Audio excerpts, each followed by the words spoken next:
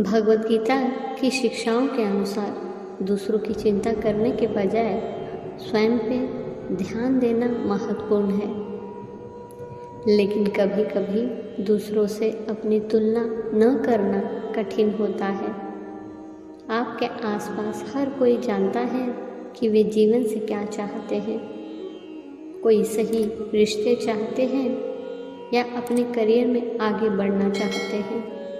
उनका focus clear होता है, लेकिन आप खुद को खोया हुआ अनिश्चित महसूस करते हैं और किस दिशा में जाना है ये जानना मुश्किल होता है कि आप कौन हैं और इस दुनिया में आप कहाँ हैं। आप कोशिश करते हैं और अपना सर्वश्रेष्ठ भी करते हैं, लेकिन फिर भी ये पर्याप्त नहीं लगता है। जो आप चाहते हैं उसे हासिल करने के लिए बहुत दबाव सा लगता है और आप खुद को कुछ सांचों या उम्मीदों के भीतर फिट होने की कोशिश करते हुए पाते हैं। जब आप ऐसा महसूस कर रहे होते हैं तो यह आपके भीतर जाने में मदद करता है। ऐसे वक्त में दूसरों पर ध्यान केंद्रित करने में समय व्यतीत करना आपकी ऊर्जा को खत्म कर देता है और आप अपने उद्देश्य और जुनून की भावना से दूर हो सकते हैं। तो इसके बजाय इस बात पर ध्यान केंद्रित करें कि आपके लिए क्या महत्वपूर्ण है और आप अपने जीवन में क्या लाते हैं। हम में से प्रत्येक के जीवन में अपने रास्ते और योगदान है, इसलिए अपने भीतर जो है उसकी खोज करने के लिए समय व्यतीत करें। महानता, प्रकाश और उस चिंगारी को विकसित करें। अपने आप से पूछें कि क्या आप आज जो कर रहे हैं वह आपको उस जगह के करीब ले जा रहा है जहां आप कल होना चाहते हैं। सुंदर होने का अर्थ है स्वयं होना। आपको दूसरे द्वारा स्वीकार किए जाने की आवश्यकता नहीं है, आपको खुद को स्वीकार करने की ज़रूरत है। जिस तरह से आप अपने खेल को आगे बढ़ाते हैं वो किसी भी स्थिति में दूसरे व्यक्ति के बारे में चिंता करने के लिए नहीं है, क्योंकि आप दूसरे व्यक्ति को नियंत्रित नहीं कर सकते। आपका केवल खुद पर नियंत्रण है। उदाहरण से समझे तो यह दौड़ लगाने जैसा है। वह ऊर्जा जो पीछे मुड़कर देखती है और देखती है कि दूसरे लोग कहाँ हैं, वो ऊर्जा आपको आपसे दूर ले जाती है। और अगर वो दूसरा व्यक्ति बहुत करीब नज़र आता है तो यह आपको डराता है।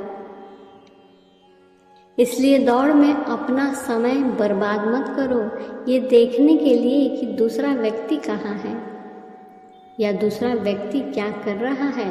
ये दूसरे व्यक्ति के बारे में नहीं है, यह इस बारे में है कि आप क्या कर सकते हैं। आपको बस उसमें जितना हो सके उतना कठिन दौड़ने की ज़रूरत है।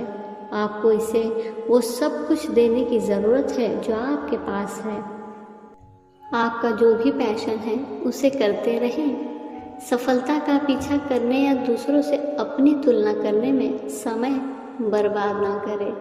हर फूल एक अलग गति से खिलता है। आपका जो जुनून है उसे करने में श्रेष्ठता हासिल करें और केवल उसे पूरा करने पर ध्यान दें। आखिरकार लोग देखेंगे कि आप क्या करने में महान हैं, और यदि आप वास्तव में महान हैं तो सफलता आपके पीछे पीछे आएगी। गीता हमें सिखाती है कि प्रत्येक व्यक्ति अनोखा है और उसके जीवन का एक विशिष्ट उद्देश्य है। इसलिए ज़रूरी है कि हम दूसरों से अपनी तुलना करने के बजाय खुद की यात्रा पर ध्यान दें। जब हम खुद पर ध्यान केंद्रित करते हैं तो हम अपनी ताकत और कमजोरियों का पता लगा सकते हैं और खुद को बेहतर बनाने की दिशा में काम कर सकते हैं।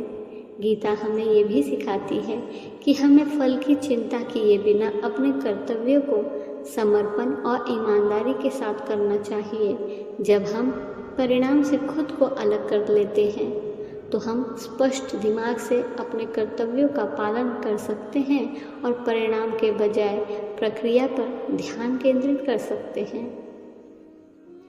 दूसरे जो कर रहे हैं उससे विचलित होना आम बात है और हमें लग सकता है कि हम पिछड़ रहे हैं, लेकिन हमें याद रखना चाहिए कि हर किसी की यात्रा अनोखी होती है और हमें अपनी तुलना दूसरों से नहीं करनी चाहिए।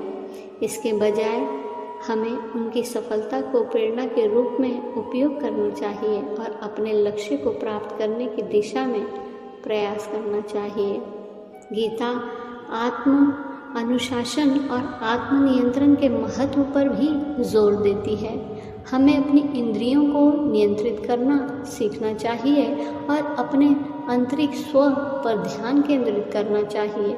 जब हमारा मन और इंद्रियों पर नियंत्रण होता है तो हम बेहतर निर्णय ले सकते हैं और स्पष्टता के साथ कार्य कर सकते हैं।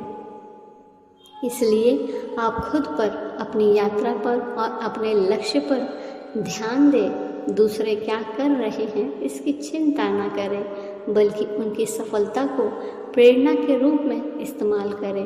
परिणाम से जुड़े बिना समर्पण और ईमानदारी के साथ अपने कर्तव्यों का पालन करना याद रखें। और सबसे महत्वपूर्ण बात, जीवन में सफलता प्राप्त करने के लिए आत्म अनुशासन और आत्मनियंत्रण का अभ्यास करें।